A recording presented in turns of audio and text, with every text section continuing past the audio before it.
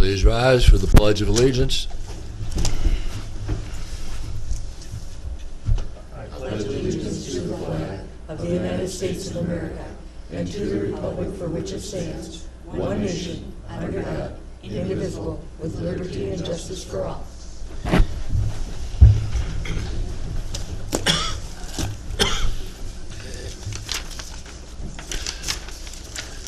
First item is approve the agenda for this evening's meeting. Do we have a motion? So move. Second? Second. All those in favor? Aye. Okay, and then we approve the minutes of the last meeting. Do we have a motion? I'll make a motion to approve the minutes. And a second. Second. All those in favor say aye. Aye. Those opposed? Aye. I forgot to say aye. Sorry about that. Okay. Opening public comment. Do we have anyone? Oh, okay. Appointments. The SEMCAC man. Is that you, Wayne? Okay. Very good. I thought I recognized you from last year. Okay.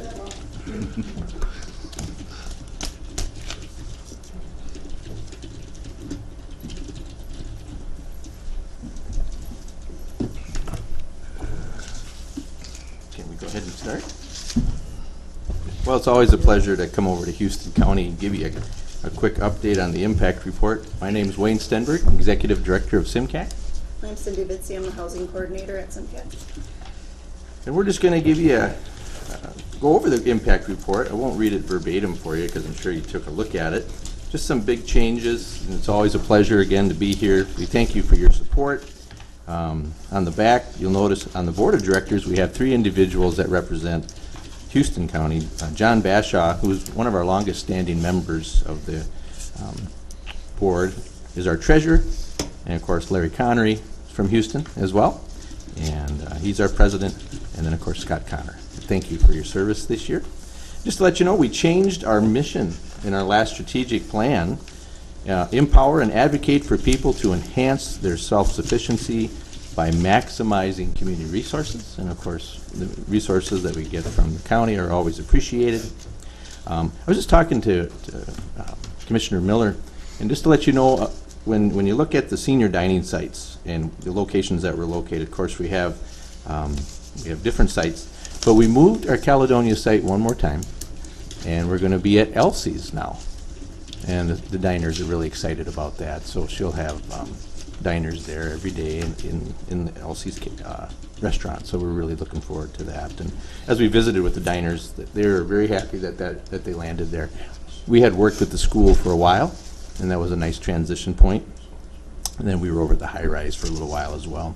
But if you take a look at the meals on the next page, 14,000 meals. Now all these meals come out of our Tenberg kitchen, which we own as well. And then there's 8,000 meals that are delivered, Meals on Wheels. And when you take a look at the numbers, 500 plus individuals that use that. And the Meals on Wheels allow people to stay in their home just a little bit longer before they go to a different, maybe to independent living.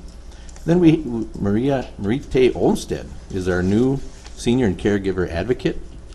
And Carrie had retired or left that position, and we have 55 seniors that we help in that position as well. And that allows individuals to stay in their home as well. Energy assistance and weatherization, we use the SIP funding, Conservation Improvement Program. We help to put light bulbs in. We end up putting high efficiency appliances in as well. And we don't talk about that in this report, but all those dollars that we receive, especially when you think about the furnace replacement and repairs, we try to use local contractors. So the money comes right back here to Houston County. And I think that's very important as well. We're going to get into a little bit of housing, and this year I wanted to highlight that particular part of what we do, and that's why I brought Cindy along. Some of you may know her as well. And I think you'll be impressed with some of the activities that are going on in the realm of housing. Okay. I had a handout that you... Cindy, could you pull the microphone a little closer, please? Is that better? I hope so. We'll see. If you can hear yourself on the PA system, it's good. All right. I went like this. Okay, so for the first one I'm going to talk about is a housing rehab loan program. That's for the very low-income individuals, as you'll, Minnesota Housing has the income guidelines set at 30% of area median, where a lot of other programs are like at 80%. So it is for the very, very low-income individuals, and it's the only program, too, that can help mobile homes and mobile home parks. Otherwise, we do not have any other programs besides weatherization. But that's mostly weather insulation, infiltration type work, where the rehab loan is for health and safety accessibility type items. So for Houston County, in the past 5 years, we've helped over 5 households for a total of over $93,000. The other loan program we have available is the Minnesota Housing Fix-Up Fund, and that's for people that make under $100,000 a year. So it is for the higher individuals. And basically, you have to have fairly decent credit, 620 credit score, to go through this program. And 5 households were also helped through here for a total of over $105,000. Another option we have for rehab is through DEED, which is the Department of Employment and Economic Development. We do their Small Cities program, which is a wonderful resource. We just recently were funded in the city of Houston and in the city of La Crescent, so we're just gearing up and taking applications there and have started completing some inspections in La Crescent so far. And we are in the process of writing for the full application for the city of Caledonia, and that'll be in coordination with CEDA. So hopefully we'll receive word that we'll get funded for Caledonia too. Then SEMCAC also staffs the Bluff Country Housing Authority, which is our 2-county HRA, which serves Fillmore and Houston County. And through the Bluff Country HRA, we're able to access what's called Minnesota Cities Participation Program funds, and that's for purchasing homes in Fillmore and Houston County. Some of the banks that are eligible to utilize these funds are Home Federal in La Crescent, Merchants in La Crescent, Caledonia, Spring Grove, and then there are other banks outside of Houston County that can also do loans for people within Houston County if they're purchasing. So for the past, let's see, this last funding go around, Houston County and Fillmore County, because they have them together, used over $622,000. So that was allocated, I guess, to the Bluff Country HRA. 8 loans were committed for over 900 and some thousand, so that was over $316,000 more than what they received in allocation. Since 2014, Fillmore and Houston have brought in over $2.6 million to help people buy homes. I also have on here that we were going to hold our annual Bluff Country meeting. However, that got postponed, so we're in the process of rescheduling that. And at that meeting, we are going to be discussing if the HRA would like to participate in providing a housing study. Housing studies are very important in order to get funding. Like with the City of Caledonia's application to DEED, it would be nice to have more current information than the 2016 census information, which is what we have to use, unfortunately, right now. So we'll be discussing that at our HRA meeting when we have that rescheduled. Cindy, could you elaborate a little bit on the DEED program as it Small Cities? relates to La Crescent? In La Crescent, that's for owner rehab. Okay, so if they want to do just fix up their current home, they apply. Right. During the application process, we had to send out surveys to a targeted area of La Crescent. And the city decided on what targeted area they wanted to use. So those people within that targeted area received a survey to fill out, and then we contact those people. When we go through the surveys, if we still need more loans, then we have to advertise, or the city sometimes will go out and put either door knocking or stuff in their billing information about it. Okay. It's not a remodeling program. It's just strictly rehab, health and safety, accessible type items. And then we try coordinating. One nice thing about it is being that we also administer the weatherization program, we try coordinating with that program as much as we possibly can too. Okay, How much is thank it? you. How much is it? 25? Is it up to? 22,000. So it's 22. I mean, you couple that with the weather program, we can get up to almost 30,000 somewhere in there. I mean, for one house, that's a lot of rehab, and it really brings the value of the home back up, and it gets it ready for whoever's going to move in there. Is that beyond that? Like maybe a roof? Or- Yep, it can be a roof, electrical, plumbing. Oh, We have to address lead-based paint issues if there is some in the home. Ramps, furnaces, water heaters. Electrical panels from goes from a fuse to a circuit to a breaker. circuit So breaker. Then nice they go- upgrades. Oh, excuse me. They go through the bank and it's a 7-year term? No, we get money from deed, and it's actually with the city. So the city will be the lender, and then they'll hold the loan for a 7-year period. So then if somebody sells their house or doesn't stay living in it for that 7-year period, then it gets repaid back to the city can borrow it back out again. How do they charge interest on that? I don't. There see. isn't any. There is zero. It's a deferred loan. So you mentioned that if there was a lead-based paint or something that would have to be addressed, is that one of those priorities that lead-based paint, asbestos, whatever gets first priority to get out, and if the money's gone after that, then it's just gone after that? Or Yeah, we do have certain things we have to address first, and lead-based paint would be one if it fails the lead test okay, in areas that we might disturb, or if there's paint chips that test positive, because we have to have a lead risk assessor come in and inspect properties. so is it only in the areas that's being disturbed, or is it like, hey, you got lead, we got to take it all out? No, we don't do an abatement. It's Okay. just, yeah. Just the areas? Okay. It's encapsulation typically, Okay. which isn't as expensive as abatement. Okay. Yeah, we have to stay under that $25,000 limit, otherwise it does fall in the abatement category. Sure. Okay. Good questions. It's a very good program. We've used it from here all the way over to Albert Lee, number of units. Well, thank you, Cindy. Back to our report as well.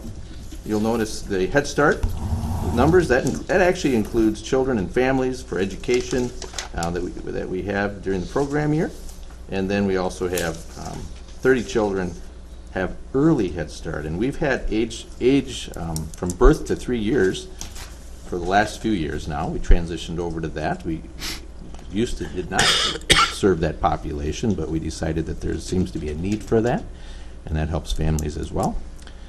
2,000 visits to the food shelf. I always find those numbers to be really big. You think about 332 households, and they visited at least once or more. And we also partner with Quick Trip as well. So we know that there's a need there. We appreciate our partners. Channel 1, we get a lot of food from Channel 1 that goes into there. And then local gardeners as well during the summertime. So there could be a lot of tomatoes, a lot of squash in the fall of the year, and apple orchards as well. That's another one where we bring in a lot of apples. So you can see the need there with those numbers. So it's a very good community service. And even the Rotary Lights, we receive dollars from them as well. And you think of all the people that go through and drop off canned goods. Our family planning extends out here as well. And we had about 30 patients residing in Houston County. That's STI treatment, cancer screening, all the above. And last year, we had when we go out and we do education, about 2,000. A lot of times we're invited into the school system. Teachers will invite us in. That's a very low-key program, but it's the common sex education that you would receive, usually. SimCAC transportation. We don't have the Houston Hurricane anymore, but we transitioned all that over to Rolling Hills Transit. And the reason that we did that is that way we can move around buses as needed. So we could have one here, or we could have it over in Casson, or if we have a bus breakdown, you would never know the transition, from here to Preston as well. Just to let you know that we're in the midst of building. Our Casson is going to be getting a dispatch center / bus garage right on that 14 corridor. About $2.2 million up that way. And what's important about that for the growth of, when you think of Rolling Hills Transit, is we'll be bringing a lot of people in from along that corridor into the DMC.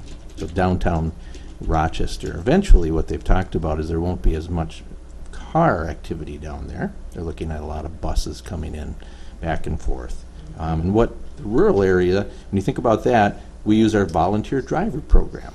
And that really helps individuals to get into Rochester and some of those other areas so they can have their appointments. And you can see 174 people used the volunteer driver program with about 3,377 rides. That, again, a very important partnership, and we appreciate all our volunteers.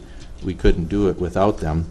We have 1,637 volunteers, over 78,000 hours. It's a very impressive number as well. And then when you think of overall statistics, 58,000 bus rides in the 6 counties that we have. And then 965 organizations that we work with, 1,176 partnerships, and we're in a lot of counties. So we're very busy.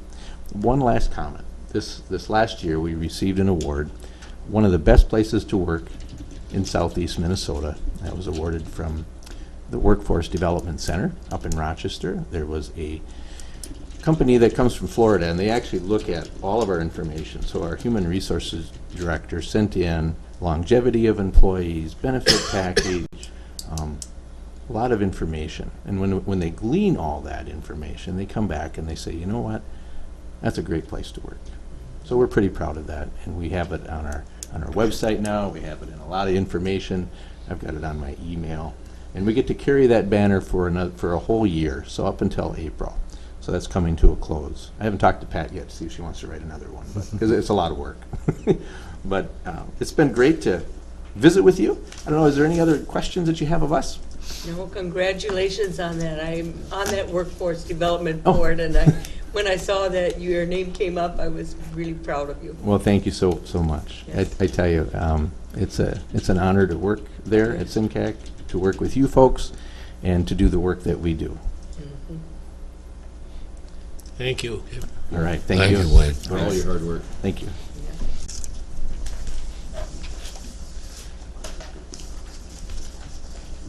Okay, Emily?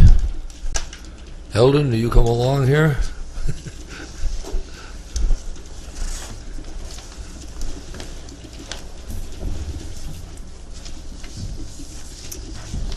Hi, I'm Emily Johnson with Houston County Fair Board. I'm secretary, and I've been in that position for about 10 years now. Eldon Pullman, Houston County Fair Board, current president. I guess we brought our financials in today. It should have been before now, but we've been a little busy with different things. I gave a copy to Shar, so hopefully you all have them, but happy to report that after our downfall in 2016, we actually made some money in 2017. Not quite sure how, but we did it. So at this point, we are just looking, we have to revisit you guys with our financials in order to get the additional $4,000 that has been appropriated with a board approval on this.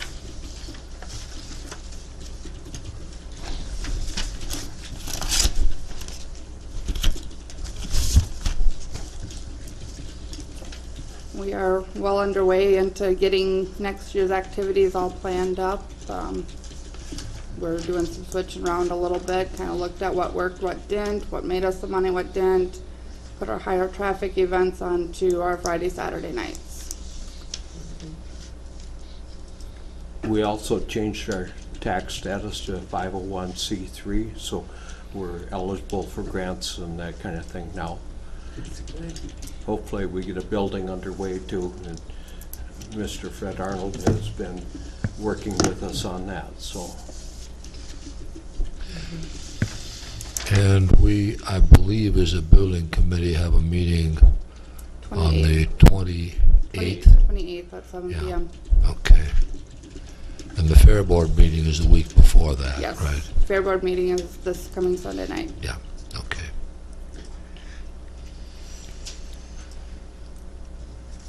We are always out learning and trying to learn and getting new ideas. Actually, Eldon and myself spent last Monday, Tuesday, Wednesday down in the Dells.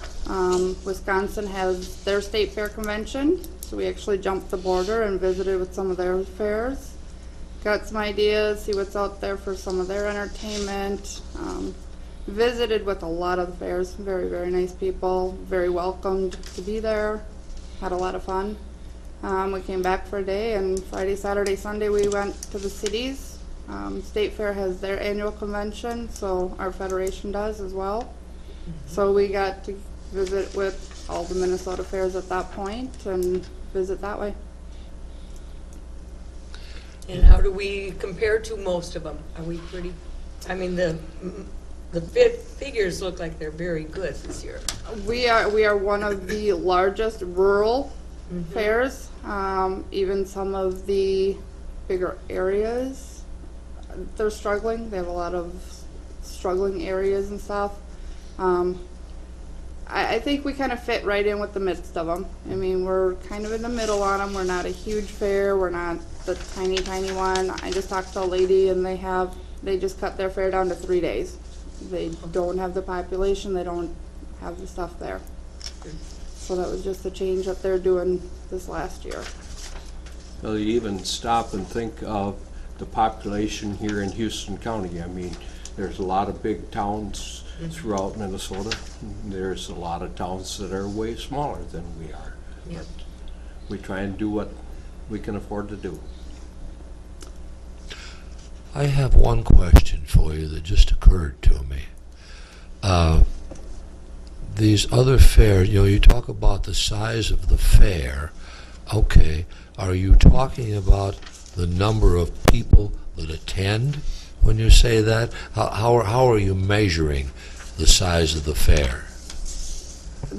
A lot of them are from, if I look at a smaller fair, their county itself is smaller. Yeah. The one that just cut down to, I want to say 3 days, I want to say their population overall for their fair is like 5,000. So, I mean, they have some tiny fairs out there. Yeah, I know. But yeah, overall, like their county population and where they're located. But we also work off of attendance too, and we don't have that nailed down because it's a free fair.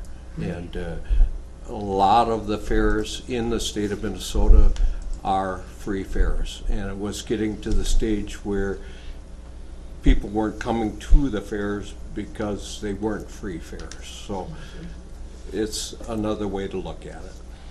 Yeah, okay. I guess after going to both conventions, I personally think Minnesota and their fairs are striving a little bit stronger than Wisconsin. Wisconsin has 77 fairs in 4 districts. Minnesota has right around 109 districts. So I think the state is doing something right.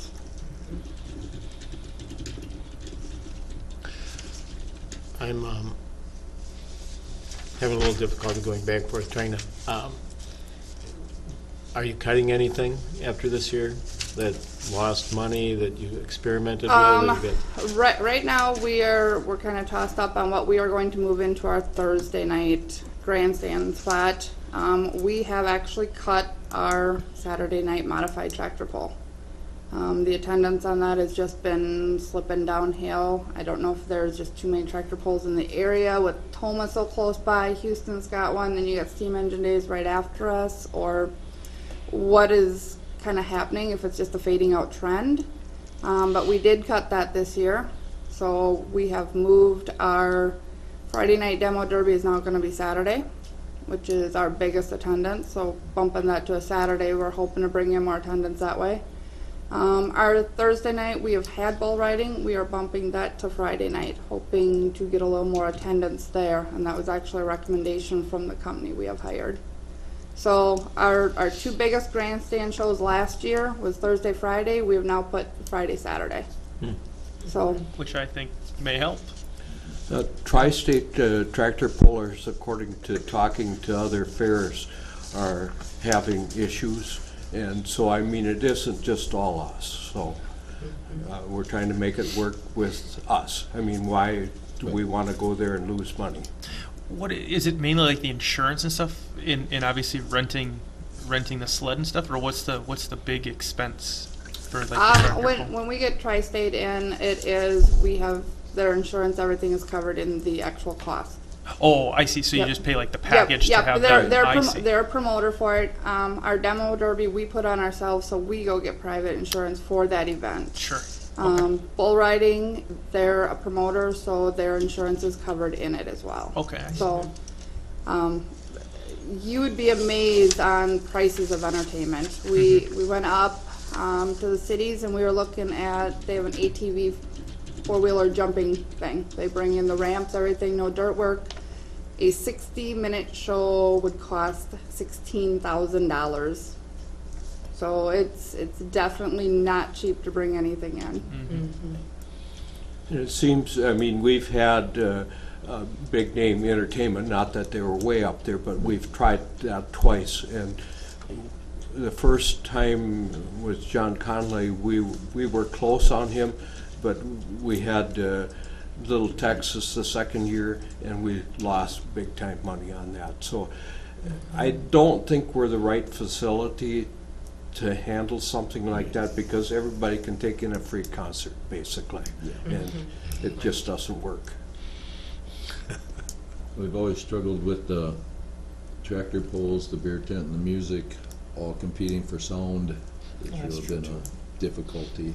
So We have in the past years, we have adjusted, our Saturday night show used to start a little bit later, so we bumped that up to 6 now. Our bands in our beer tent, we don't start until 9 o'clock, so we're hoping the most of the show is over with. And then we can run our bands a little bit later till 1 when we can, legally have to stop serving at that point. But if people are there, they're having fun, they're enjoying. Well, it's just, you think about costs and stuff. Emily and I spent a whole week, and it costs us money rather than taking in money. But we're hoping to learn good things out of it, and I mean, we put ourselves into it, and so do other fair boards do the same thing, so. Well, it sounds like you guys are kind of looking at it from the right aspects, like, well, if this isn't working, we'll bump it up or do this or Yep, switch it I out. think Or they had, and it was kind of strange that both the Wisconsin and the Minnesota Convention, the speakers had one theme this year, and it was just weird that both of them had the same theme the same year. By going to them back to back, it's not our fair. We're just the caretakers for the fair. It's not ours. It's not yours. We're taking care of it for everyone in the county. what do the people want? Yep. Yep, and we put out, when the fair gets done, we throw it out on Facebook. We put our surveys out there. What do you want back next year? Give us bands you want to hear. Give us your feedback. Okay, I'll give you some. Bring back the senior spelling bee. Hey, I'll put it on the notes. you All right. you, We have you a gonna meeting enter? Sunday night. Yeah. Okay. Okay. In front of the grandstand Thursday night. I'm still upset with Ellen Brick defeating me in 8th grade, so So I'll sign you up first if we get it back. thanks. Anything else? Oh, I'm sorry, I keep forgetting I'm not sitting in that chair. Minor detail. Anything else? We need, I believe, a motion on the appropriation, or have we done I that? think we already did that. Yep. Yeah, we do that extra. Yep. Yeah, okay. So you don't need anything from us, really, do you? Nope. We were just kind of doing our recap of that in order to get the additional $4,000 from last year, from 2017. Yeah. So do you need a motion to get the additional appropriation? I'll make that motion. I'll Okay. second that. Second. Any further discussion? Okay. All those in favor, aye. Aye. Those opposed? Motion carried. Super. Thank you. Thank Yeah, you. thank you. Well done. Go for it. Good evening, Commissioners. These folks brought in, we entered into a negotiations for a contract with the Ag Society and the county for the fairgrounds going forward, and they brought their contract back with them. I don't know if you are want to entertain that contract this evening or not, but it is a contract for the space that they currently occupy. It is a 50-year contract. Either party has 180 days to get out of it if you wish. It is at an amount of $10 per year. The property that is, that abuts the county's highway department, that is currently used by the Ag Society for parking, I believe, that's directly east of the county highway facility, is only for 1 year in this. With each of these lease periods would roll forward. But either party can give, that allows the county to have a little bit of flexibility with that space because of the ongoing discussion with the county highway building. The surveyor provided land descriptions, went out there and did some work for both the parking lot as well as the fair property as such. And the contract provides for an improvement made by the Ag Society to the property of a new building that's described in there, that's similar to the other buildings that are out there in nature and use. It also, well, I guess that's pretty much it, wasn't it? And so I'm not sure if you're willing to act on it this evening. Since it hasn't come before you in its entirety yet, it has gone through the county attorney's office. I've worked closely with Board Chair Arnold. We've gone back and forth over the last several months, and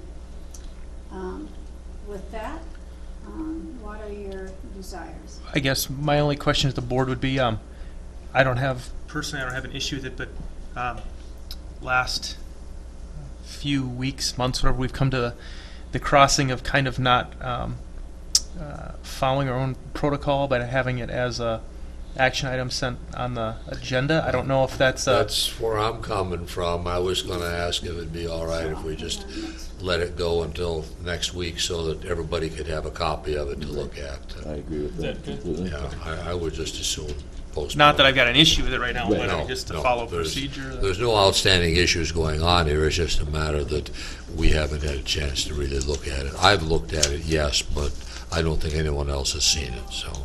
We normally send it ahead with the agenda, so I will put that on next week's agenda. Sounds good. Real quick, I know we had talks as far as the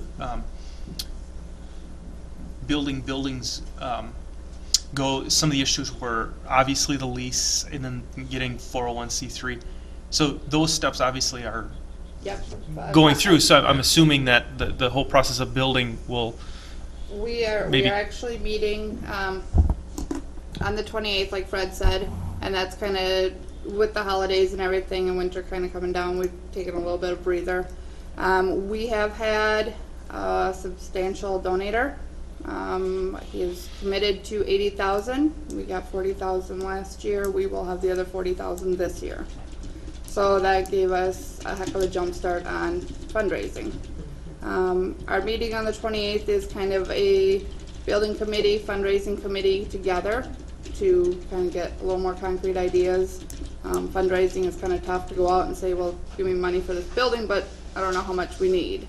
So we need to get all that locked in. But the meeting on the 28th is going to kind of mesh the two groups together. And then each group will kind of go on their own again. And the fundraising committee has met and has had a few ideas tossed out and stuff. But then we kind of, the whole building plan kind of got smushed a little bit with some technicalities. So we kind of took a breather there for a while. So we are, with the holidays over with and stuff now, we are ready to jump aboard again, and we've got some great ideas kind of going out there. That's all I had. Okay. Super. Thank you. Thank you very much. Thank you.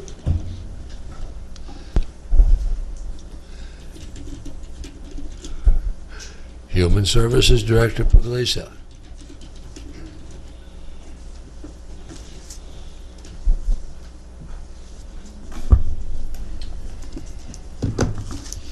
Good evening. Good evening.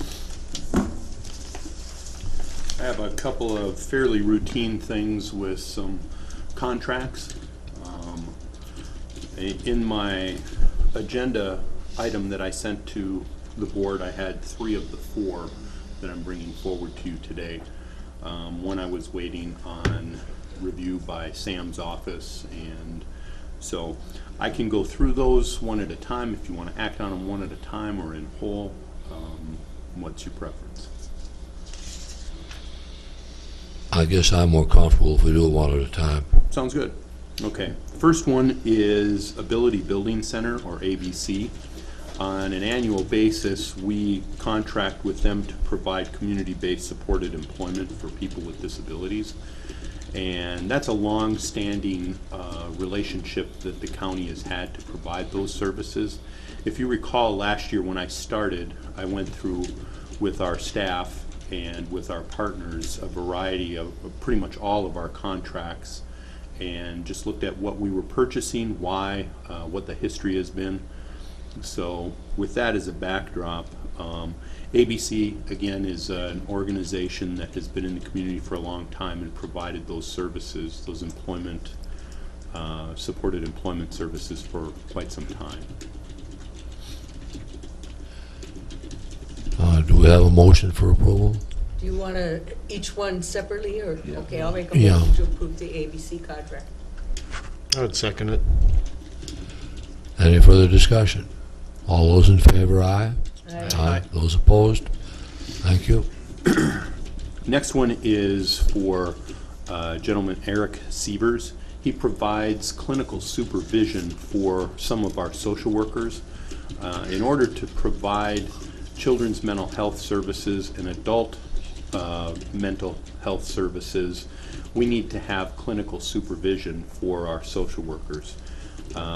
Really what it is it's a requirement, and if we had staff that had a certain qualification, we wouldn't have to contract for that. But it's generally our social work staff don't have that master's preparation and the requirements that are necessary for supervision. Again, it's clinical supervision, it's not the employment supervision. We also have a contract with Hiawatha Valley Mental Health, and they provide some of that clinical supervision as well. That's a critical facet, both operationally and for us to provide those services with our staff. Mr. Sievers has provided those services to us now for a few years, and we've been real pleased. He kind of, it's nice to have kind of 2 different views of this with our staff, and so the clinical supervision we receive from him is, it's not different, but it sometimes provides contrasting information that is of real value to our staff. So the contract is with? With Eric Sievers.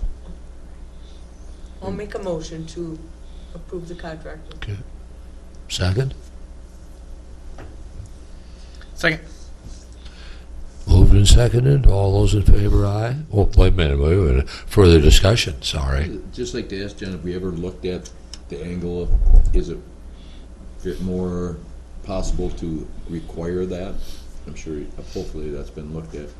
Require Having somebody with the master's degree that could cover this. Yeah, when we, instead. I know both in county that I came from as well as here, when we're looking at applications, we'll always look at, is this somebody who could provide this service for us? And we don't have anybody on our staff right now, and in our recent recruitment, I didn't see that type of background. That said, we don't really advertise for it either. We advertised for some specific types of positions. Sometimes people will come with a variety of different experiences, and that would be a benefit, but it wasn't something that was central to what we were looking for in these positions. How much do we end up annually with paying Severson? I don't have that contract in front of me. It's up there. What we have is a ceiling, and we've come in well within that. Okay. Any other discussion? those in favor? Aye. Aye. Those opposed? Okay, motion carried. All right, next one is Rule 25 assessments, and this is a contract with Zumbro Valley Mental Health Services. We also have a contract with Hiawatha Valley to provide the majority of those Rule 25 assessments. Rule 25 is an assessment that's done to determine whether somebody is in need of chemical dependency treatment, and it allows them access to the consolidated treatment fund provided by the state. So there's also what's called a Rule 24 assessment that we do in-house that determines eligibility, and then we have these folks provide the clinical assessment to determine what their needs are for treatment. We also do a little bit of this internally, as we have some expertise to be able to do that.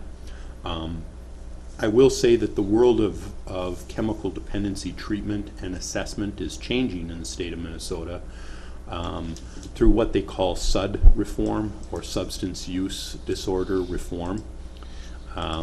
It's something that's driven at a federal level, so it's not really even a state thing, and it's requiring that those who are providing those assessments have what's called an LADC, or Licensed Alcohol and Drug Counselor certificate.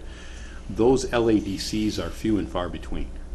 And so not just in Houston County, but across the state, the transition to this new approach with SUDS is it's posing a number of unanswered questions. It needs to be fully implemented by 2020. So I bring it up. It doesn't have a lot to do with our 2018 contract, but this is an area that is seeing a lot of change, and it may have an impact on what our role is in the whole chemical dependency treatment and assessment arena. John, the one you're requesting approval for is out of where? This is with Zumbro Valley. We don't do a lot with Zumbro Valley. They kind of provide a backup for us. I know this past summer, one of the people who was the primary person with Hiawatha was out on leave, and so we use Zumbro Valley to kind of fill in some of that.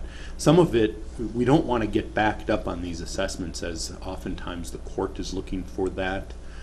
There's a variety of different reasons that somebody would be coming to us wanting that assessment that's tied to other organizations or other action. John, the one I have in the packet is with Hiawatha Valley. It is? Yeah. Oh, okay. Yeah, Strike that then. Zumbro or Sorry. Hiawatha Valley? Do you want to see the one you gave me? No, I believe you. I apologize. Thank you for pointing that out. Well, then Hiawatha actually does the majority of our Right. Rule 25s. So do we need two contracts, one with Zumbro and with Hiawatha? Correct. I don't have the Zumbro one yet. Okay, So that'll be forthcoming probably within your next meeting or so. okay. So I apologize for the mix-up. I sent off the Okay. contracts to Shar, and I didn't make copies of them. Usually I've got a copy of them so I can. So then the appropriate motion at this point would be for the one for Hiawatha Valley? Correct. So, Yeah, okay. my mistake. And then the Zumbro one we would leave till next meeting? Right. Yeah. Okay. And that's, again, the one with Zumbro has been more of a backup. We've used them less frequently. They're a little further away, but sometimes it makes sense for us to use them.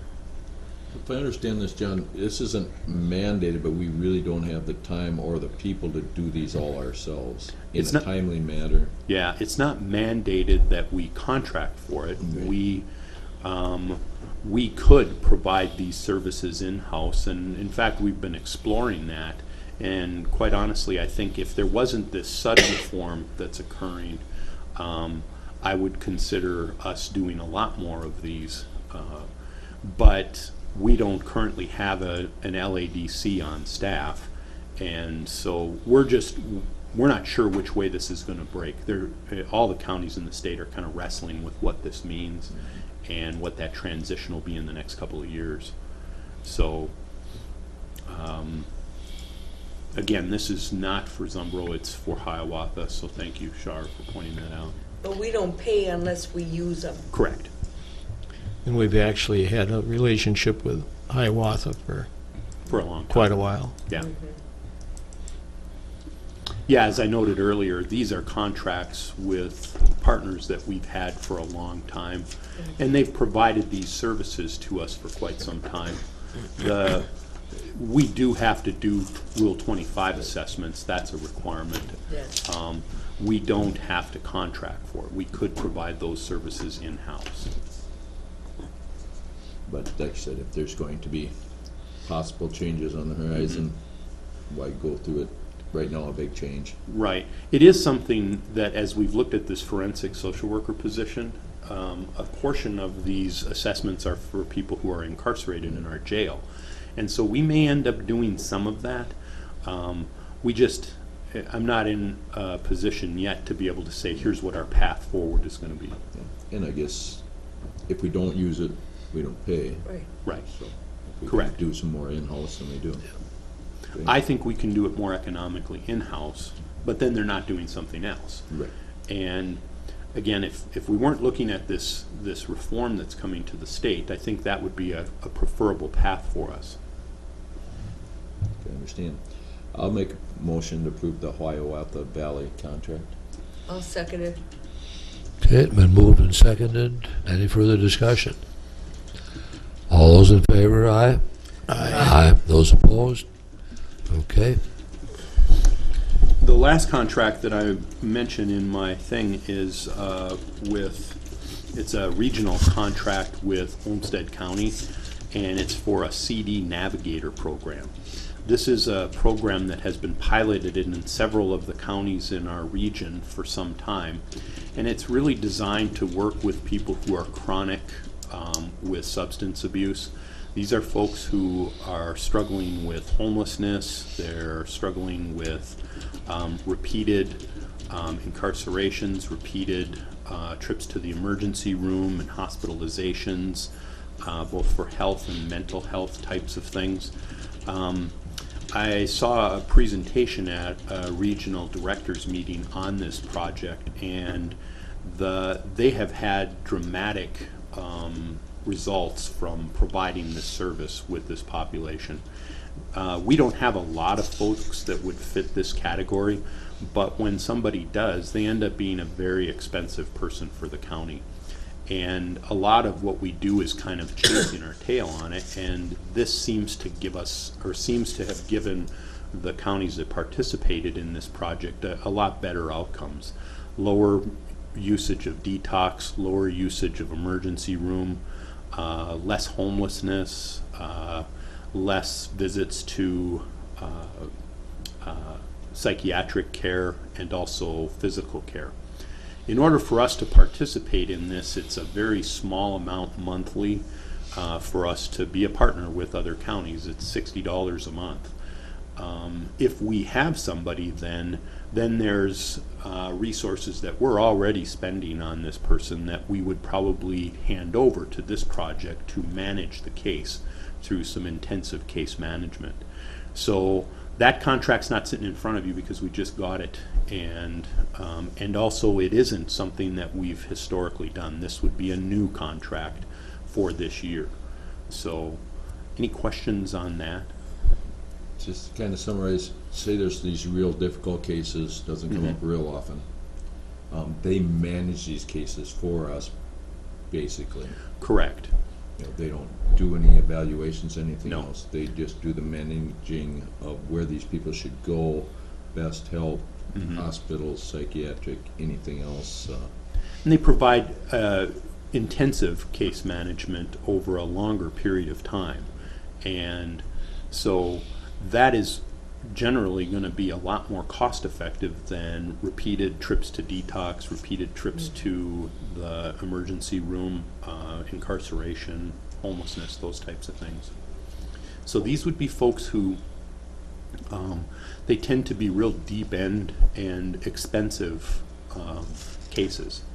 So when I saw the presentation, I thought, for a very minimal essentially buy-in to this collaborative, if you will, with other counties in the region, it seems like it's a great tool for us to have in the box. We have had a few folks that I think would have really benefited from this in the time that I've been here.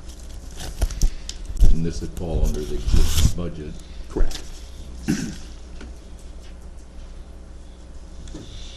Do we have any further discussion? Well, first we need a motion, I expect, yes. I'll move to approve. I'll second it. Moved and seconded. Do we have any more discussion on it? Okay. Those in favor, aye? Aye. Those opposed? Okay. I have copies of those contracts that I'll bring up to Shar then. Okay, thank you.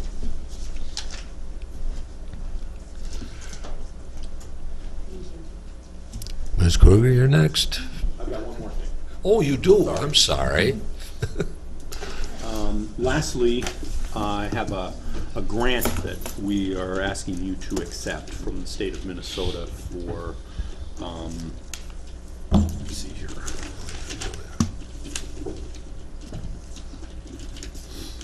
It's a child welfare and juvenile justice screening grant. This is a grant that we have used primarily for respite care for children in difficult situations where they're either in foster care or they need kind of a break from home as we're managing those cases. It's not a lot of money, and we've been doing some analysis on this and believe that essentially you generate so much of what we do in human services, you have to earn revenue to get it. And so some of the things that we're doing, we can increase the amount of money that we receive from this.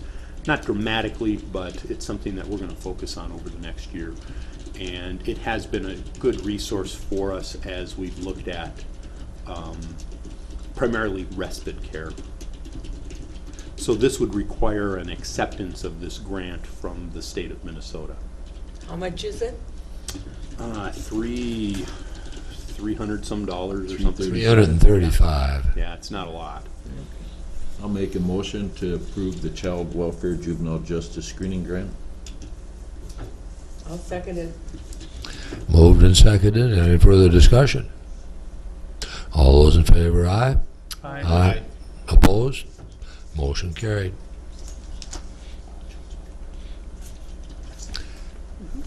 And John I'll ask this time. Is that all? I'm done, but I'm going to hang out with Tess because He's we're going to. not really done yet.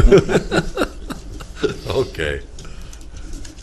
So at this time, we have social worker Tessa Dippenbrock, and who is completing her probationary period, and she has worked in children's mental health at this time, and it's upon the recommendation of her supervisor, Bethany Moan, as well as the department head, to move her to regular status. Is there any comments you'd like to make? You know, the biggest thing I'd like to mention about Tessa is she's been just an outstanding addition to our staff. She brings to us a wealth of experience in children's mental health. We were really elated to have her join our staff because she hit the ground running and has been a real resource for some of our younger staff. And so we couldn't say enough about her. We're very pleased and encouraged that she's part of our team. And we need a motion.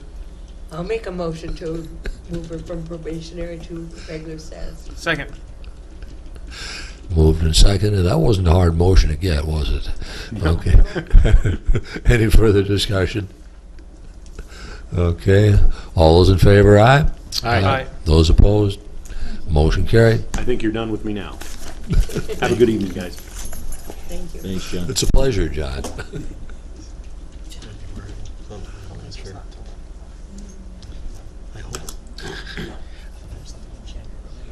Okay, and that was the only personnel item, apparently. Okay.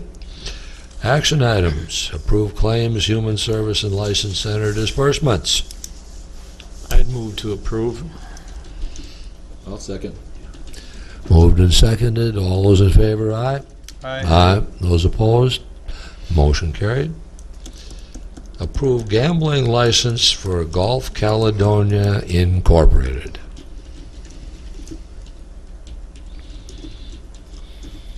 I'll make a motion to approve Golf Caledonia gambling license. Second. Any discussion? All those in favor, aye? Aye. Those opposed? Motion carried. Appoint a commissioner to Hiawatha Valley, now let's see, what is this? Resource Conservation and Development Council. Okay.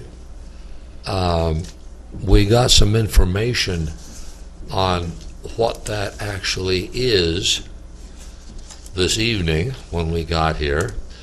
I called, this comes from Dave Walter, and I called him earlier today and asked him about it, so we do have some information in front of us. Does anyone on the board know anything about this?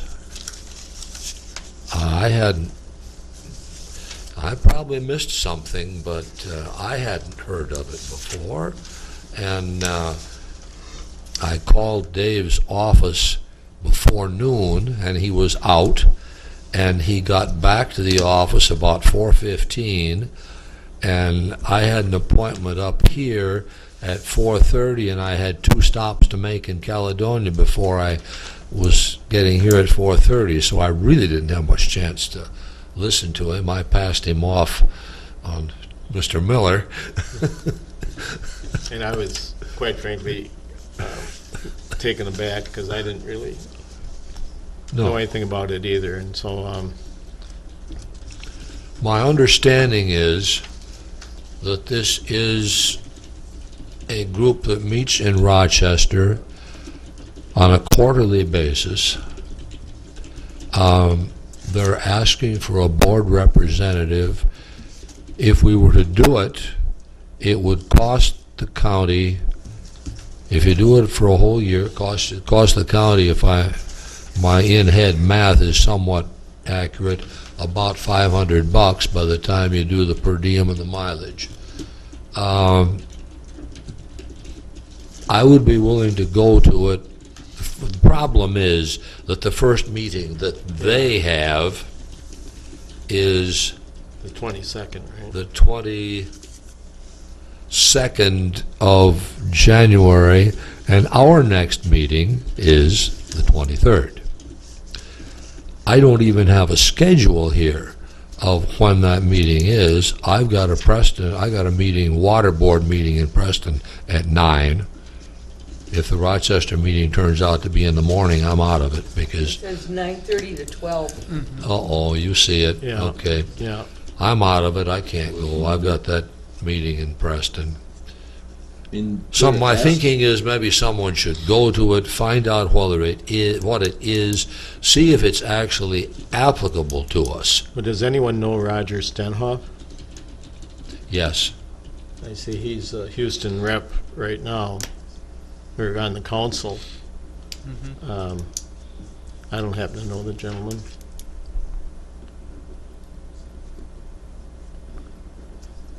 I mean, Yeah. I could go and would be willing to, but I would certainly meet with Dave before I did it. So And you'd like a little input from Roger, too. yeah, wouldn't want to Yeah. go blind. Okay. At least you maybe find out, do we definitely Information. need somebody? Yeah. Yeah. Well, and if you miss this meeting, I mean, we got the information today, 1 week from our next board meeting. Doesn't give us a lot of time to figure that out. Did you say they only meet 4 times a year, though? That's my Says every understanding. 4th Monday. They're the 4th Monday of the month. Isn't According to it? this, the meetings are on the 4th Monday, every other month. Quarter. Oh, it's every other month. The meetings are on the 4th Monday every other month, starting in January. Okay. So it won't be till March then, the next one will be, right? Right. Starting January, March, March. Okay. end of March.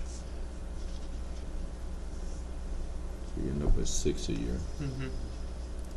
Well, because of the per diem and mileage involved, we probably need a motion. Otherwise, we would just let it go for now and find out. But I could contact Roger and talk to him about it. And if you can talk to Dave. Will do. I think that's probably a good idea, is get some And then- information and wait and see Yeah. if we decide, then maybe we could decide as a board whether we feel we should be sending somebody to this. Yeah, so then, in effect, we would not be sending anybody to this meeting. We would be sending somebody to the March meeting if we figure out that it's Right, going to if we be decide worth it. that that's Yeah. necessary, or, Yeah, I think okay, that's a good idea, because that's fine. whatever they've done, we haven't Right. had any earth-shaking Yeah. results. seeing we haven't been on the board before, I don't think missing this one's. Yeah. So if there's any correspondence necessary, we just say, well, we got the information a little bit too late and not enough information soon enough to be able to make an intelligent decision, so And I we'll, see on here that it says Winona County, no current member. So, Freeborn, no current member. So it'd be interesting to find out, Yeah. how Yeah. important it is. How Yeah. much Why? input a commissioner would really have, and Right. how much Yeah. help it'd be for a county. Yeah. okay, so no motion necessary then. Okay. Planning Commission. Commissioner representative.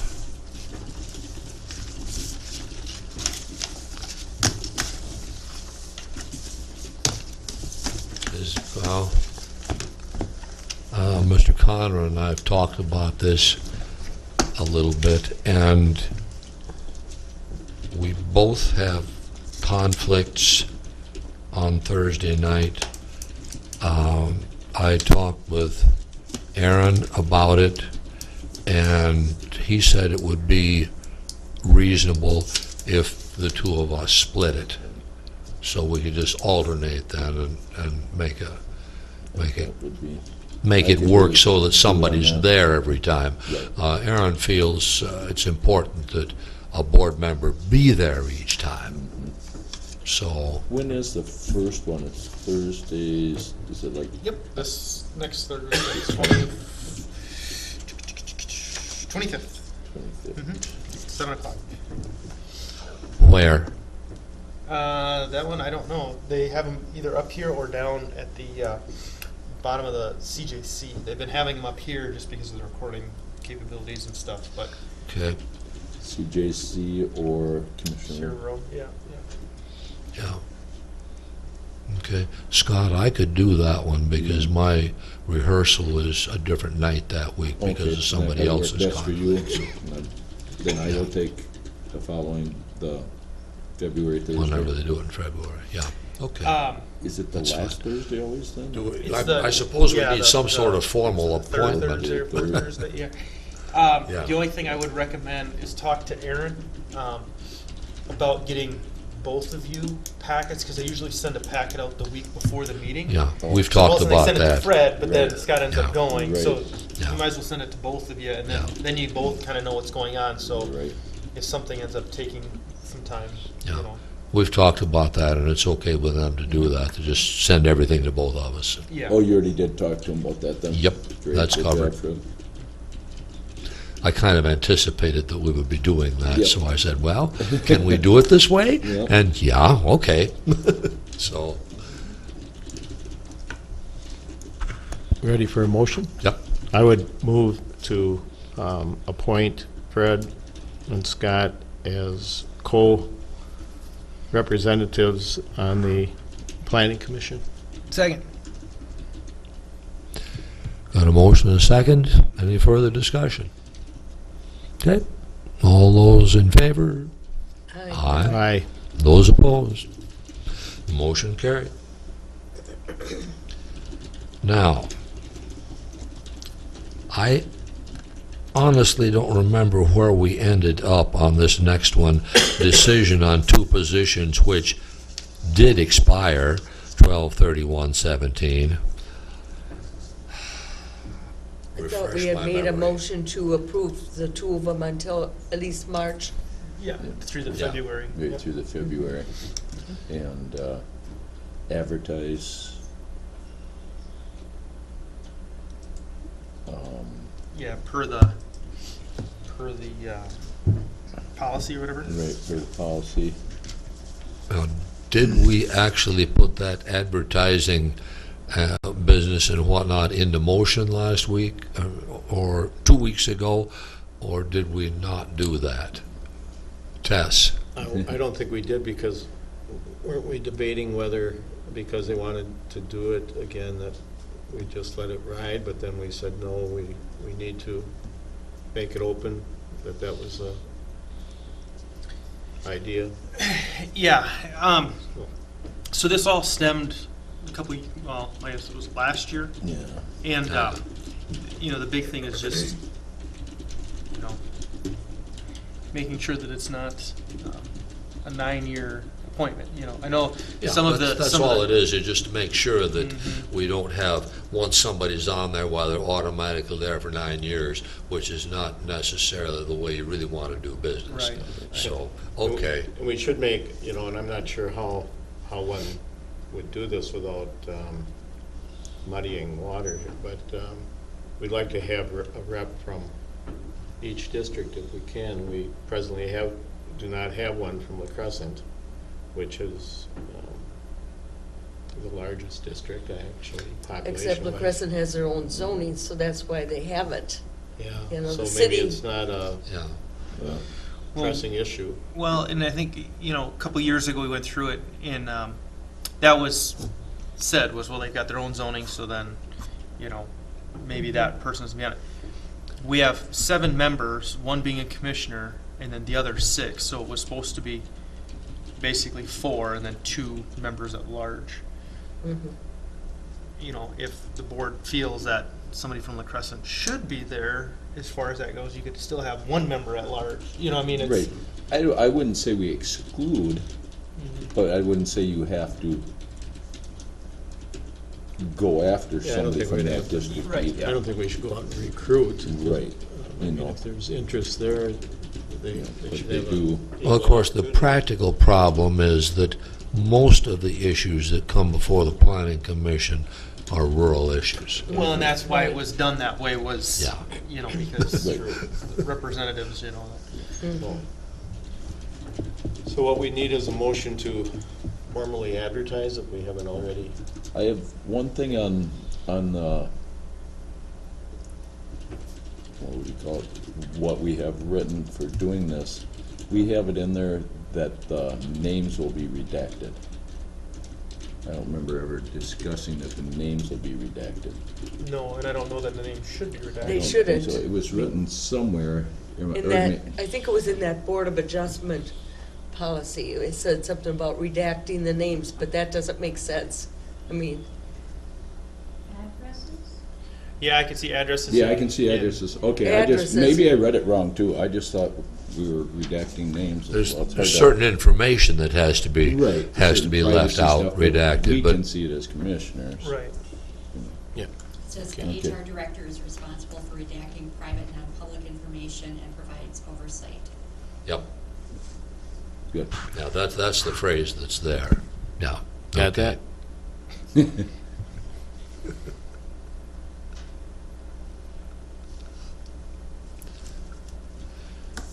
Okay. So where were we? Then, Tess, Whether to. Tess, is it the correct thing then, what we need to do at this point is move that we put that process, however it's phrased, to advertise for the vacancies, the 2.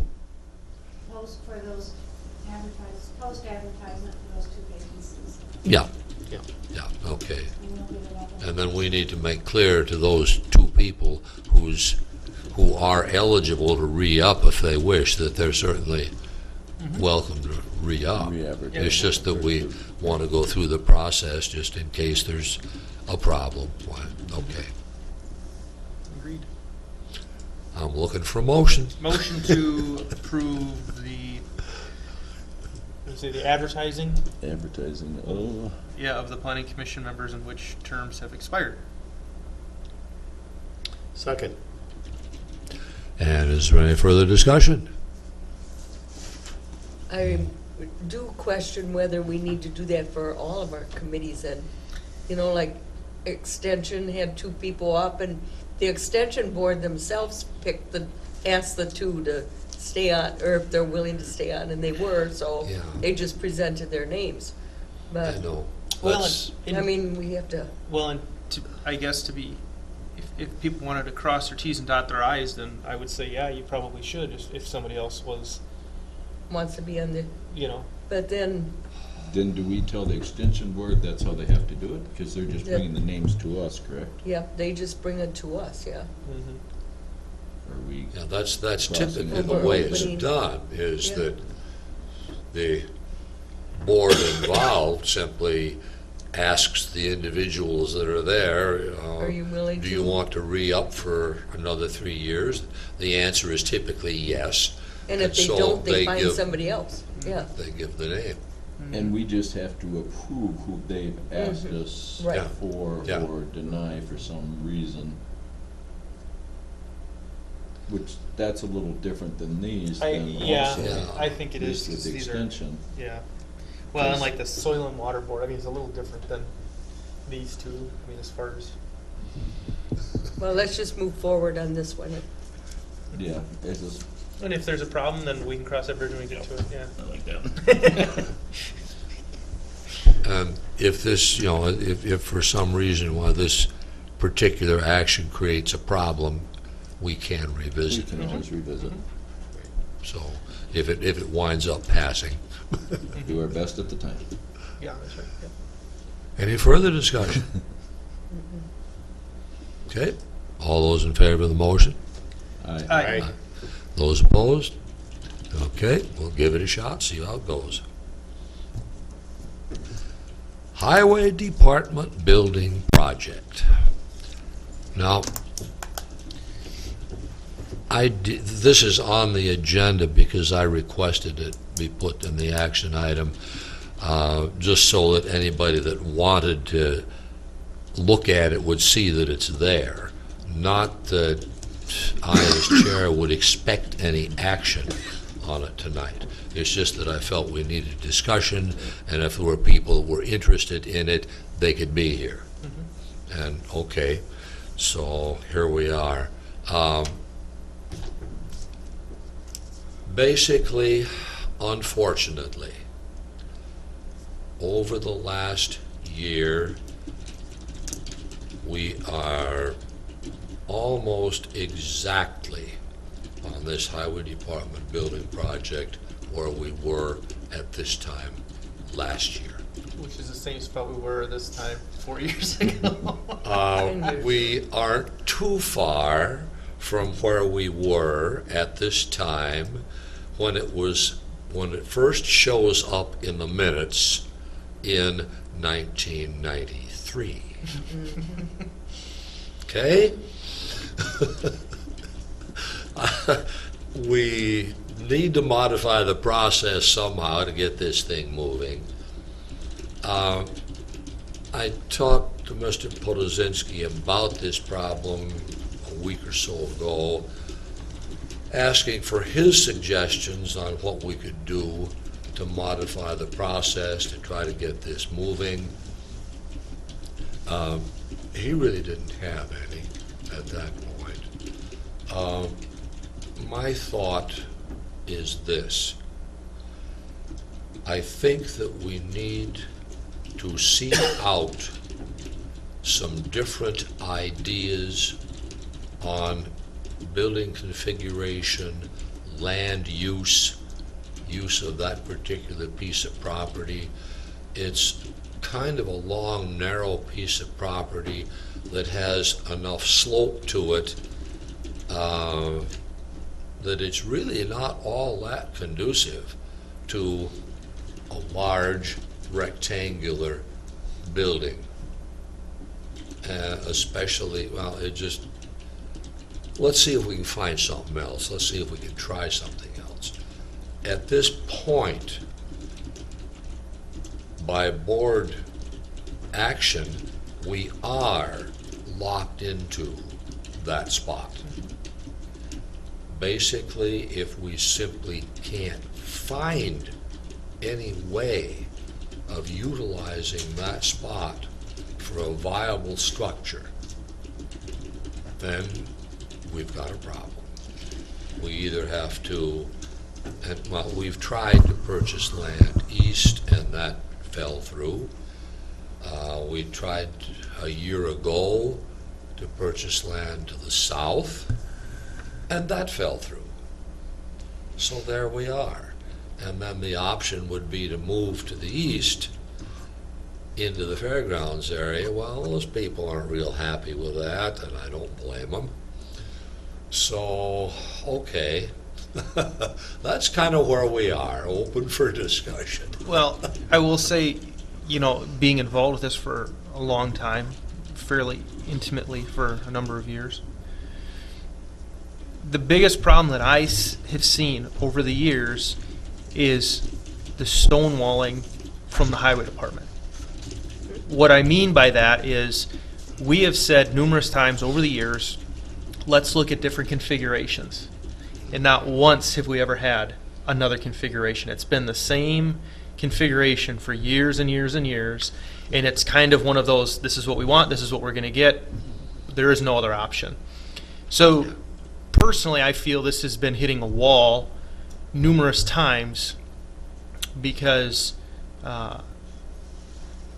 members of the highway department have not wanted to change other than what is set in stone now. You know, the building that was originally proposed to go over by the school. And then when we said, well, which is a flat area, which is nice for and it's a big square rectangular building, Yeah. but you're putting a big square building on a long rectangular building, and every time it's brought up, can we use that piece of land or whatever? It's always, well, let's plop this building on. Nope, see, it doesn't work.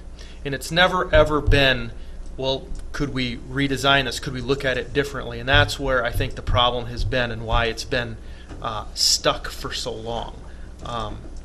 And that's where it needs to go, is we need to have more than one option for configurations or what to do.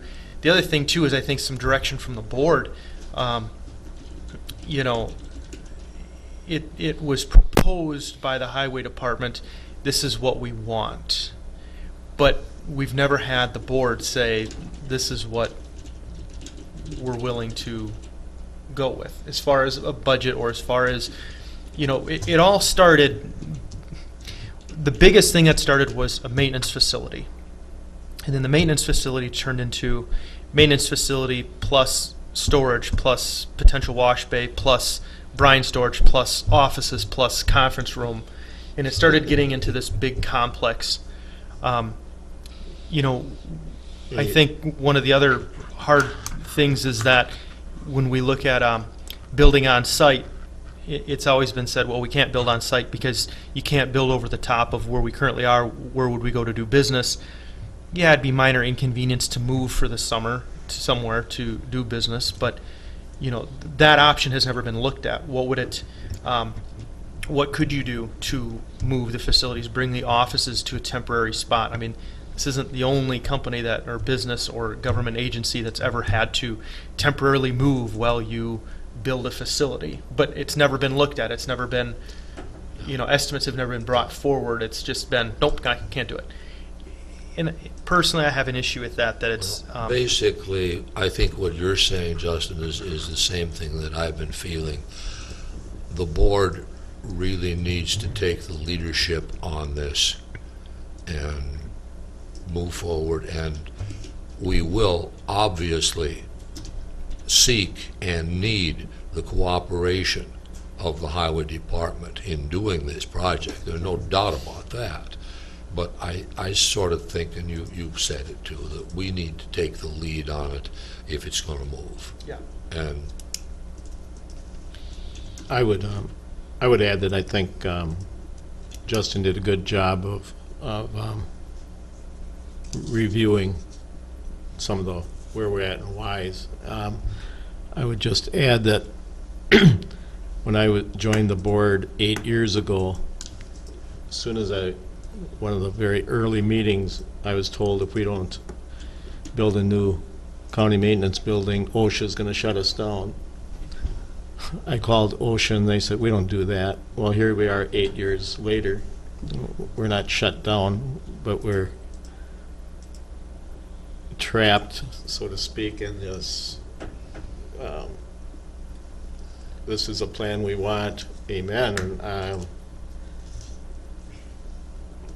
in the last 4 years or 2 years, whatever, some awfully lofty figures were thrown out as to what we needed to build.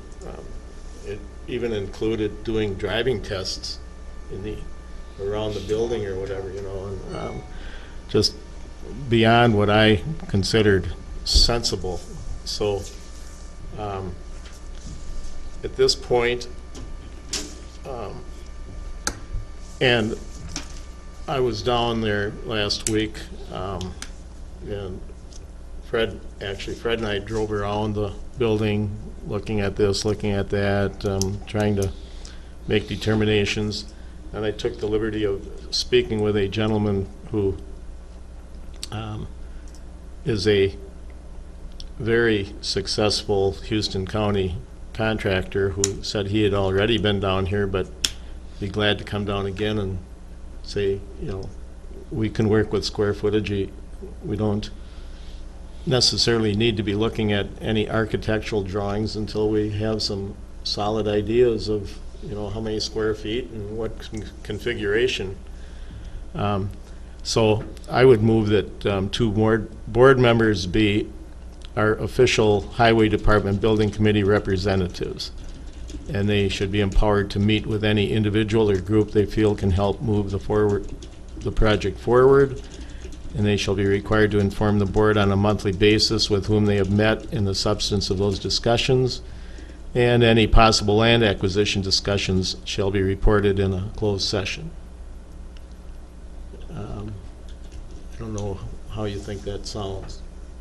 I think it sounds good. I mean, I think we need to reiterate what we are looking at right now is building on the current site as is. We got to dive into this and say, what can we fit on here? What can Yeah. we make do? Right. And I Let's grab thought that by the horn and say, what can we do with this piece of property? Yeah, I agree. And I thought today, and maybe this is way putting the cart before the horse, but we have these other locations, Spring Grove pops into mind.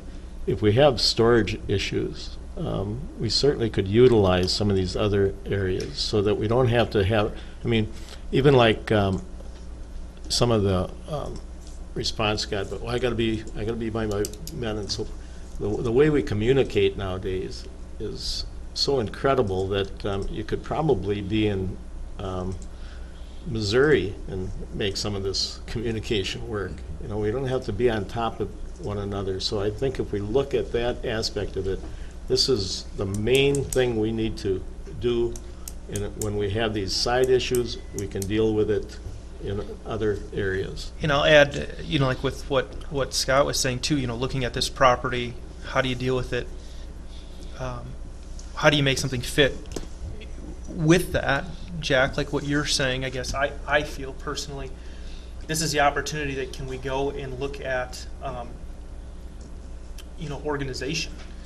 You know, like for instance, like culverts or something. I mean, could they be at the Spring Grove location or some, you know, I mean, somewhere where, yeah. you know what I mean, that would open up a little more room on this site if, you know, I mean, just reorganizing what's where. And I mean, I think we went as far as we can go.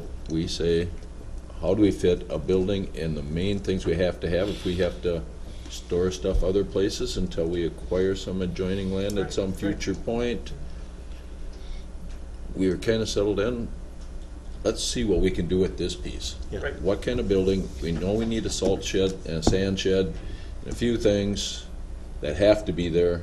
Other stuff, if we have to put it out to another site, we do until something changes in the future. Well, and getting creative, I mean, boy, you can get pretty creative on how you can do things if you're willing to sit down and look at it. I mean, there's some, I mean, and I look at, I guess, the example of, like, you look at these studio apartments in New York City that are 200 square feet, and people have Murphy beds and coffee tables that double as something else. And I mean, if you get creative enough, you can really be efficient, you know, but it's just that step. Well, I think what I'm hearing Justin say too is if in the process of going through this thing, we discover that the having offices out there makes the footprint too large, and then we don't have room enough to have a big enough area to handle the runoff.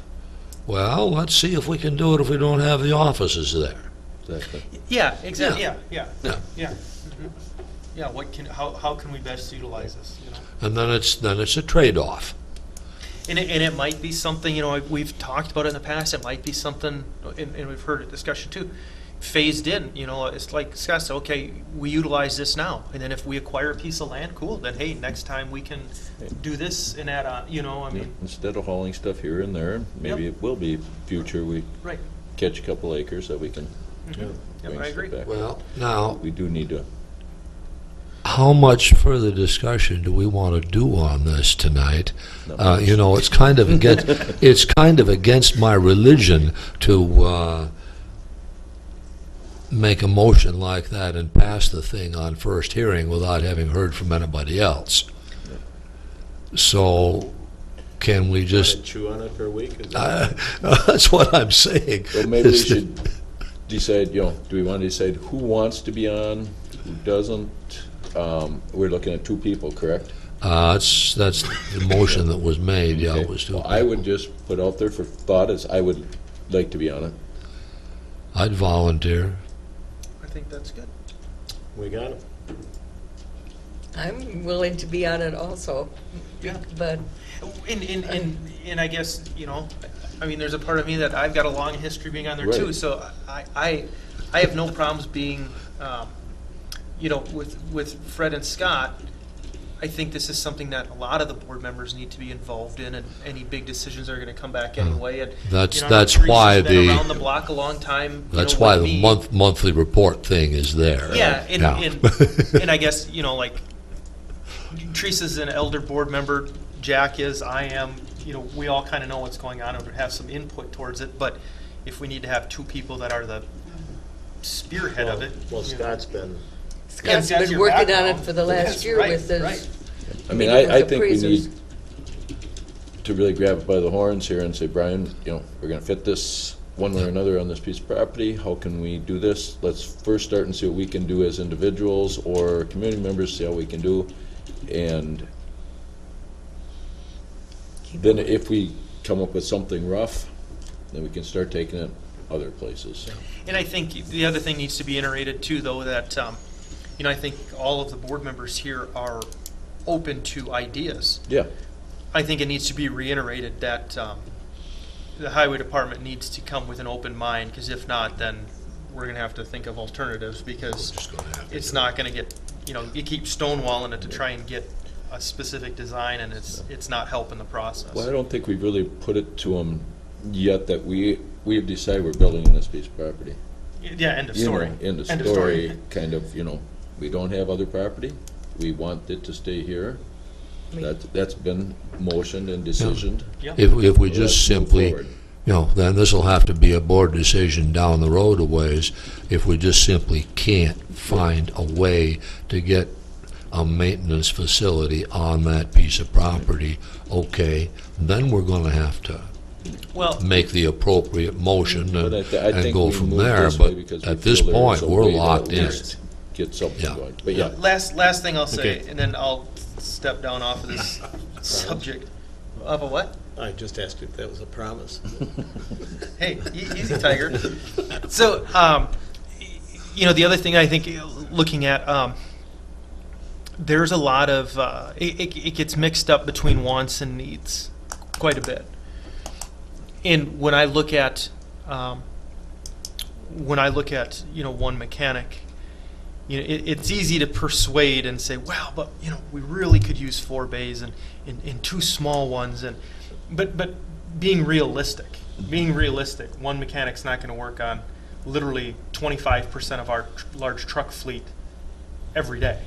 You know, I mean, it's No. going to be, okay, guys, I get that, but, you know, two bays and maybe some workspace over here is about what could be justified. I think some of, you know, the wants have been, you know, having a spot to we've got a spot to pull in the surveyor truck and a spot for small vehicle storage, and then spot for small vehicle maintenance, and then 3 spots for large vehicle maintenance. We have 1 mechanic, The other thing with that is, there's been talk as far as having the building so you can bring trucks in nose to nose. The problem with that is it makes a gigantic footprint to do that versus, a long linear building. Maybe it's bays you just pull in like normal, and we put it up against the where the fairgrounds is and run it that way. I mean, we need to make sure that it's open mind, that maybe, we got to look at it differently, and you're not going to get a lot of the bays, but, Okay. Anyway. Well, I would move to appoint Fred and Scott as the board members to be on the official Highway Department Building Committee.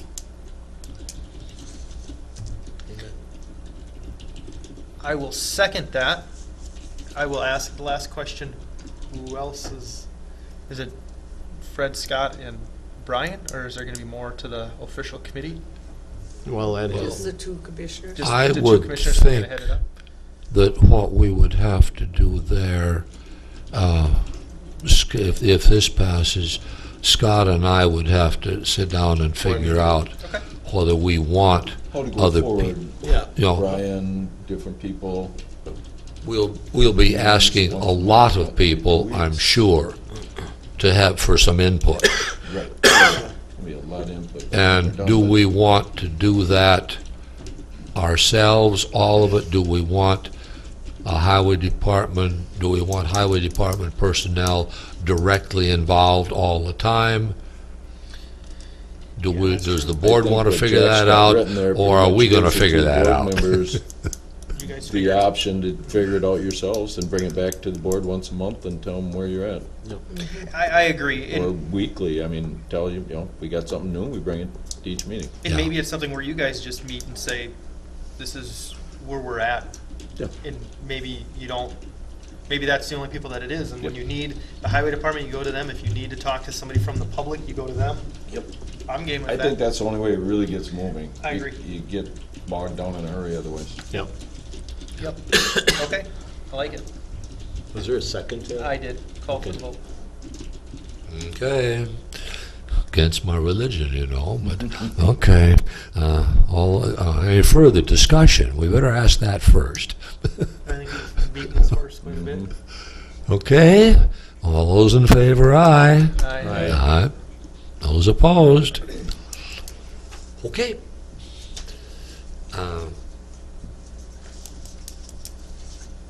Oh yeah, I turned my agenda over to write on the back of it, and then I couldn't find my agenda. Wonder why. Consent agenda, okay? Motion to approve the consent agenda. Second. All those in favor, aye? Aye. Okay, very good. Correspondence regarding various committee appointments. That's all part of the consent agenda. That's part of Yeah. it, so we've approved it. Oh, the whole thing, I'm sorry. No, that's Thank you. fine. Yeah. Yeah. Discussion items. Commission reports first. Should we vary the order, or you want to just start there? Well, I had 2 big meetings last Thursday up in Rochester, and both got canceled due to the weather. Workforce Development and EMS. They had ice and snow in Rochester last Thursday. So, that's my report. They've been rescheduled. Also, I do have, Scott and I signed up to go to the census information with the state demographer. She doesn't believe we need to stay the whole day for the session, but it's just to get information that to pass on to the board. And we have no intention of going with Schneider, anyway, we were just gathering what Houston County needs to be aware of. Okay. So, I'll just mention your weather comments. Tess said she drove back from Chicago yesterday, and I took my grandson back to Minneapolis yesterday. My knuckles are still white. I saw at least 20 cars off the road between here I and was so glad Minneapolis. last Thursday to hear it was canceled, Yeah. What is the date of that again?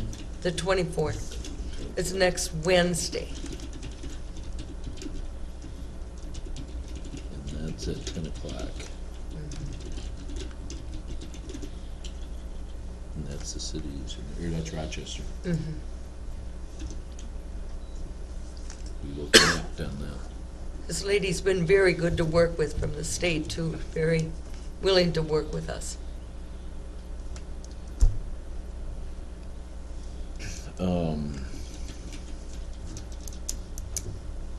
I didn't go to any meetings to discuss, I guess I'll wait to get to the retreat. I got nothing. I had, Bluff Country HRA meeting was canceled due to lack of a quorum, so that's being rescheduled, potentially the 31st at 1 o'clock, but hasn't been set in stone yet. So did not have that meeting. Also, Brian Pogozinski contacted me about some members from the airport, wanted to put together an airport committee again, and have some of their involvement to kind of get things going out there.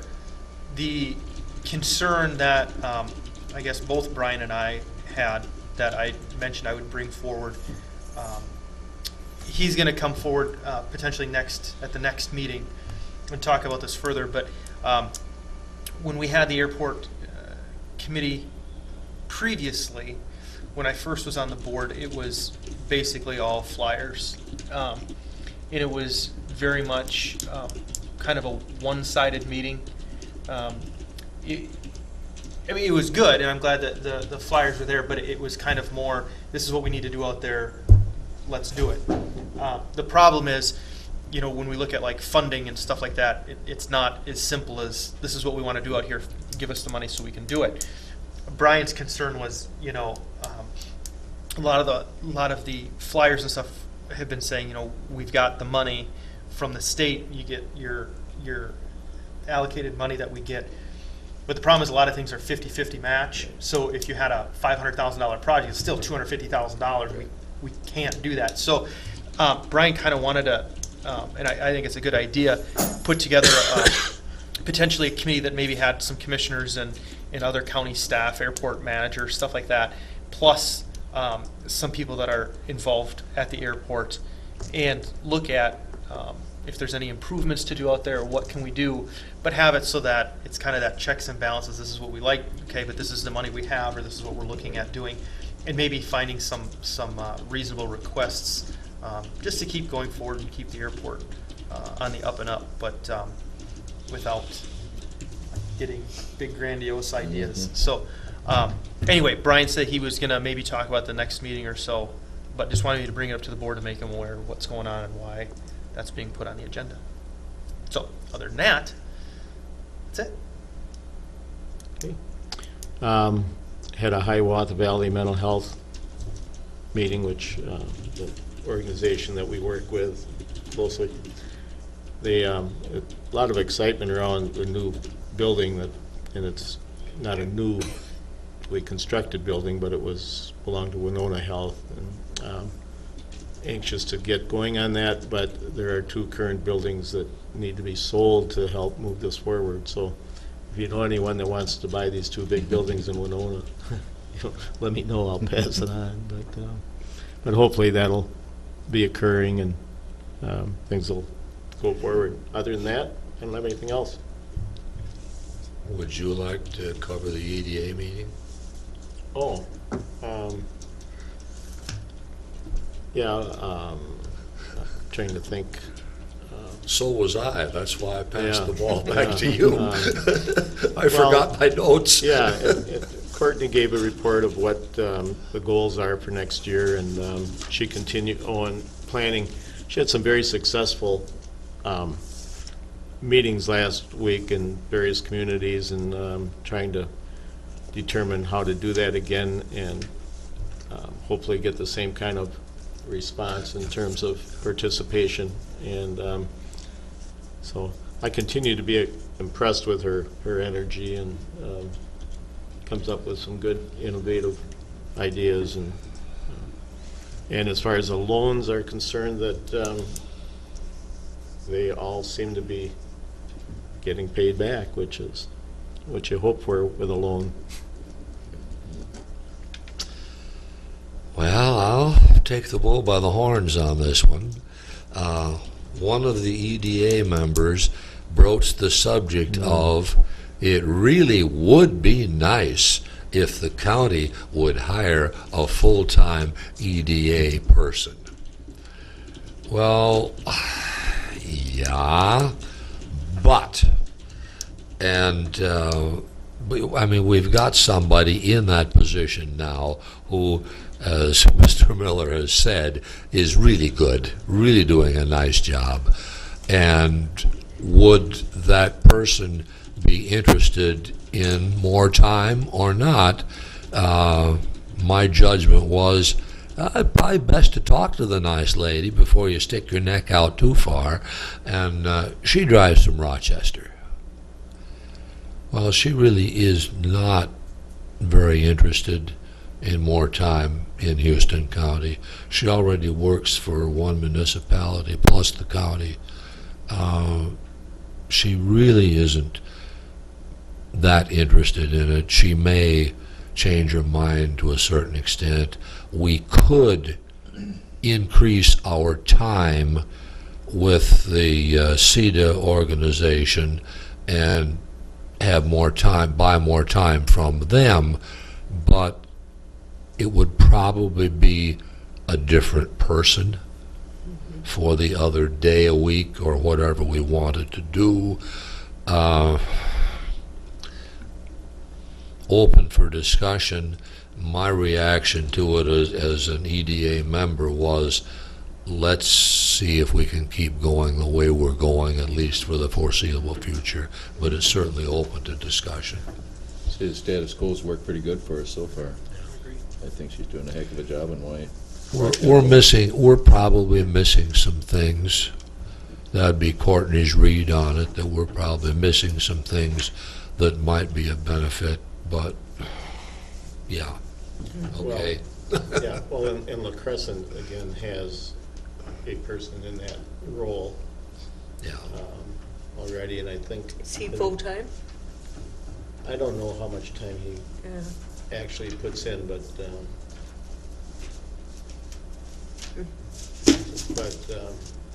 I guess I would agree with Fred that at this point, let's not push And I it. think if we ever did decide to go full, it'd be nice to look at other participants, like City of Caledonia, City of La Crescent, City of Spring Grove, type of. Okay. Other than that, I had a water planning meeting here and another water planning meeting in Orinoco, and the good news there is that the state water planning organization found substantially more money for this corner of the state than we thought they were going to. So there's another, give or take, $250,000 available for this part of the state to work on water planning and various construction projects, which is really kind of nice. Yeah. As I had to say to them, and I hope they took me seriously, that's probably a one-year shot, because the one watershed, one plan thing, which is where they're basing their funding now, will have approximately twice as many participants next year, 2019, as it has in 2018, and I don't think the pot of money is going to get any bigger. So then all of a sudden you've got twice as many people, twice as many organizations with the same amount of dollars, so don't get used to that boost. What's that do, Fred? Is that kind of a first come, first serve? Somebody gets a plan out for, say, a dike or a basin or anything, or who gets a shot at that extra money? Do we know? Well, it's just that money was available through legislation, and Bowser rewrote their rules a little bit this time around, the metropolitan areas have, probably just because they've got more money and can spend more money on grant writers, well, they've got better grant writers, and so we kind of get snowballed a little bit on that. And somebody kind of realized that, I think, and took what we need a little bit more seriously than they had before. Gaining momentum for a long time is Yeah, people afford to be able to hire grant writers compared to those who can't. yeah. So, anyway, enjoy it while you have it, was kind of my message, because I think that's what's going to happen. Anything else? There's obviously, we have to decide a location of a January 30th retreat, and we need to do that tonight because a notice has to be posted timely. Any suggestions? Do we have a time in mind? Same like a board meeting time, 9 o'clock, or? Well, that would be the simplest, but I think so too, 9 o'clock on that I Tuesday. mean, I can call Elsie and see if her back room is available right away tomorrow, and then let Sure, no. Shar know if it was, or do we have other suggestions? yeah. Now, the back room there, is that a place that can be? Semcac, Simcac, I don't but know. I don't think that we'll be there until noon. No, but personally, I guess my feeling is I would like to see it out of county. See it where? Out of Out county. of- out of You know, like county. go to La Crosse or go, just somewhere just away. Can Why? we do that? You can go wherever you want. Even open to the public, but not within the county? Just like if you go on a, tour of somewhere, Okay. Yeah. I like that, Craig. Yeah. Craig. But no press. Well done. We tried, but when you say that, you know that he's going to be there. I don't know. That's just my personal thoughts. Well, there are a number of places. And I guess I don't have a problem with Elsie's, that, I mean, in county, it doesn't make any big difference. What would be the, what What are you you thinking? thinking? well, here's the deal. When Craig, why am I drawing a blank on his name? Administrator was here, or coordinator. What's Oscarson. Craig's last name? Craig Oscarson. Like he was talking about retreats From- and like from, theirs, they Freeborn kind of go out County. of county, and a lot of it's just to kind of get away from that environment, the atmosphere. People in the press are welcome. Elderly, I think then that gets to the problem of if you're just going to have it in Elsie's, then you get a room full of people, and then you're not as productive, and versus being more of a retreat versus we just moved the meeting 2 blocks away. That's Added a meeting and. yeah, that's my only thing, is if you're gonna go there, then we might as well just have it here, But, I think, like he had mentioned too, getting out of the environment and being able to just talk openly amongst board members in a how do you say it, in a casual atmosphere. Relaxed And- atmosphere. Sam, does it make a difference on a board retreat thing whether we have it within the county or outside the county? Not that I'm aware, as long as the proper notice is given. As long as a notice is given, it's fine. Okay, Make them up on the just spot. wanting to double check. Thank you. Yeah, I guess there's a number of them if you really wanted to. I don't think anybody's really very fussy or anything. I think we're just gonna run out of time real quick for the 30th. Yeah. to get it And still have This is what, notice. 10 days, right? Pardon me? Do we gotta have it for 10 Is it days? 2 weeks or 10 days? 10 days? 3 days. It was Oh, just 3 days. Oh, then we got plenty of time.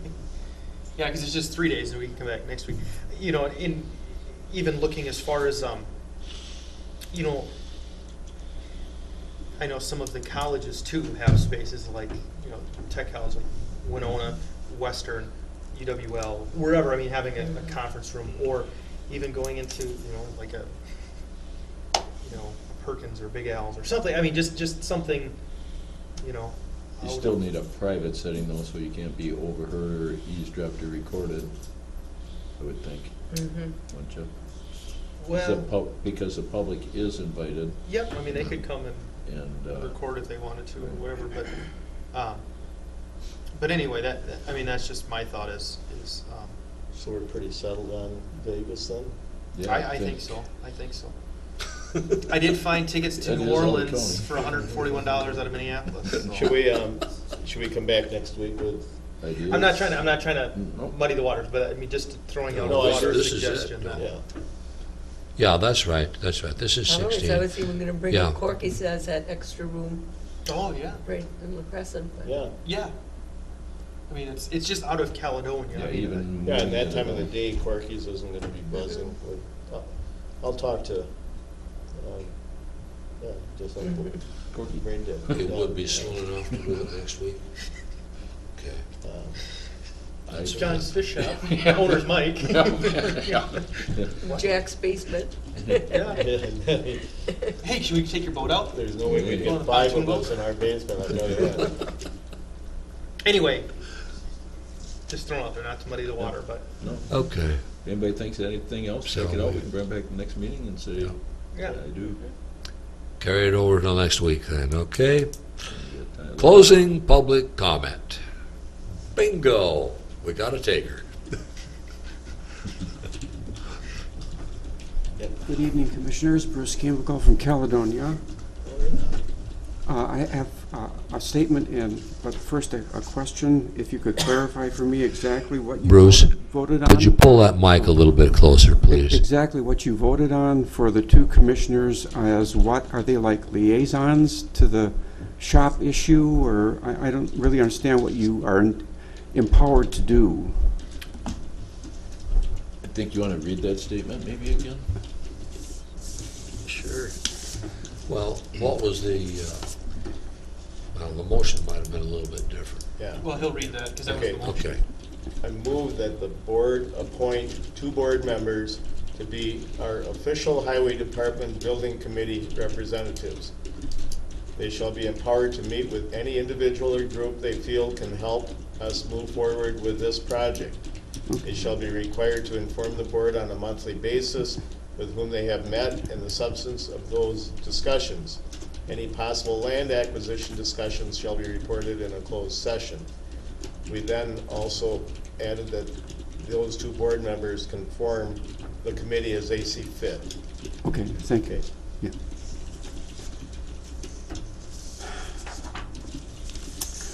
Commissioners, today you have an excellent opportunity. You can take the bull by the horns and assert your legitimate right. How? By calling a hearing on the Minnesota Pollution Control Agency's notice of violation on the Brooding Rock Products NPDES permit issued, and the violation being issued on August 2nd, 2017, over the Skyline Winnebago Quarry erosional mining minerals that were discharged on Linda and Roger Gausted's Dry Run Creek just south of the mine site.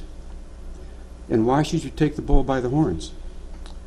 Because you were not properly notified with the notice of noncompliance as set forth in your ordinance. Section 2713 on page 144 states that you are to be so notified by the zoning administrator and that you are to give notice to the owner-operator and that you are to set a time and place for the hearing on that matter. Though the ordinance charges the zoning administrator to be the enforcer of the ordinance as stipulated in Section 10, Subdivision 1, his power of that position is not mutually exclusive.